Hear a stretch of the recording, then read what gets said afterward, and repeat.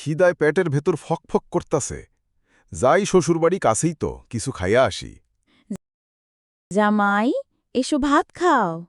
আম্মা, কি রান্না করছেন? জামাই বগা, করলা ভাজি করছি, খুব মজা হইছে। খাওয়া তো দূরের কথা, চোখ দিয়েও দেখব না করল্লা ভাজা। মা ঘামু না আম্মা, আমি এইমাত্র খাইয়া আইছি, এ পেটের খিদা নাই। যাই দেহি চাচি শাশুড়ি কি রাঁধছে। জামাই বাবা, আসো ভাত খাও, কচু রান্না করছি, খুব স্বাদ হইছে। এই হেন আবার কচু?